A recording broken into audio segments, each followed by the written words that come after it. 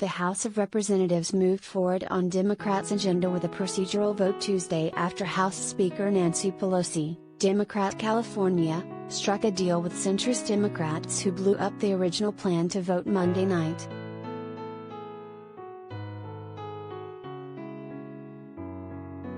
The moderates, led by Representative Josh Gottheimer, D-N.J, threatened to vote against a high-priority budget resolution this week because they wanted the House to vote first on a bipartisan infrastructure bill that passed the Senate earlier this month.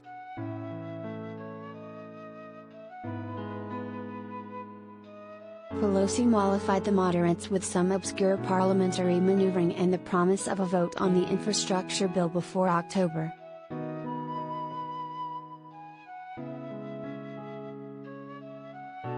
The House approved the budget resolution Tuesday, with no Democrats voting nay, as part of a procedural measure, known as a rule, that also calls for the House to take up the infrastructure bill by September 27.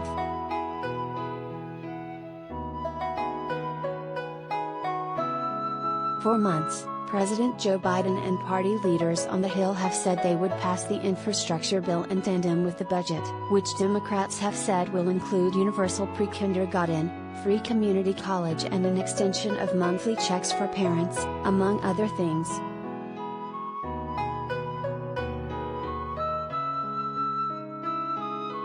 But Gottheimer and his centrist colleagues began to insist that the House pass the infrastructure bill without waiting for the budget bill, which House committees have only just started to draft.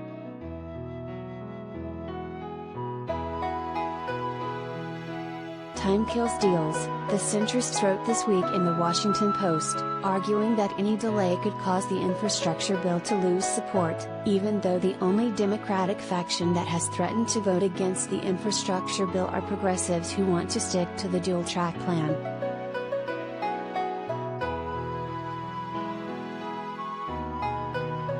Gottheimer and Representative Henry Cuellar, Democrat Texas, spent Monday evening negotiating with Pelosi in the Speaker's office. Gottheimer met with Pelosi again on Tuesday in an effort to firm up the September 27 deadline for the infrastructure bill.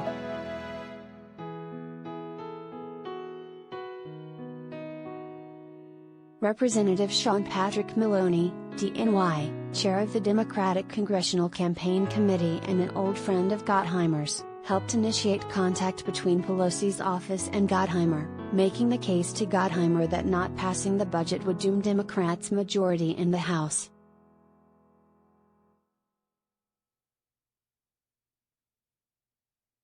House Rules Committee Chair Jim McGovern, D-Mass, told HuffPost that the revised rule language didn't really make much of a difference, but he was happy to do it.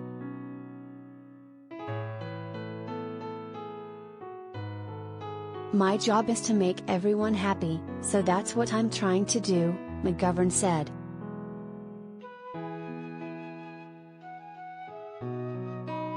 It's not clear if the changes fundamentally alter the Pelosi-Biden plan to keep their infrastructure and social spending budget together.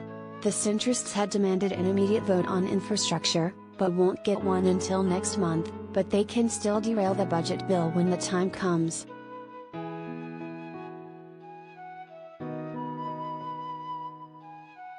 Progressives, too, could have significant leverage over the ultimate outcome. Representative Pramila Jayapal, Democrat Washington, chair of the Congressional Progressive Caucus, said the group's members would not vote for the infrastructure bill before the budget.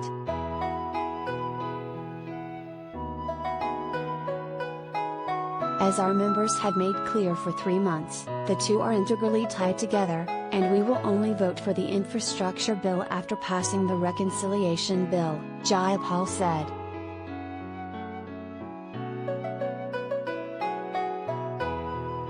There are nearly 100 members of the Progressive Caucus. The Gottheimer faction is only 10 members strong, but the infrastructure bill could garner a significant number of Republican votes to offset nays from progressives.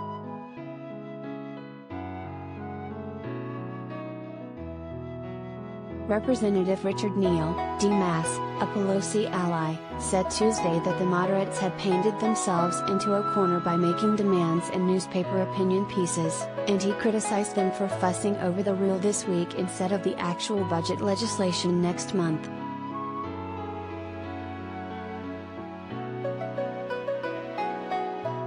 "I think if you're going to dig in, there's other places you can dig in to do better negotiating," Neal said.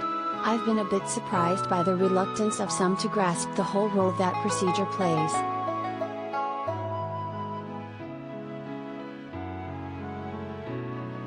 Progressives were not impressed by the holdup over the budget. Representative Ilhan Omar, Democrat Minnesota, a Congressional Progressive Caucus member who has warned Pelosi that decoupling the bills would imperil progressive support for infrastructure, told HuffPost the centrists had not actually won any concessions, and infrastructure won't move until the budget is ready. She said this week's delay felt like a shit show.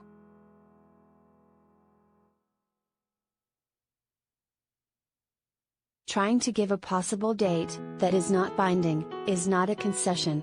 The whole thing was a fiasco," she said. "The commitment still is there for us to follow through with the strategy of having both of these pieces of legislation simultaneously move together."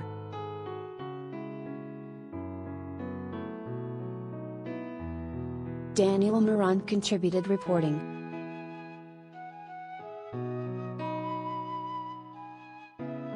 Do you have information you want to share with HuffPost? Here's how.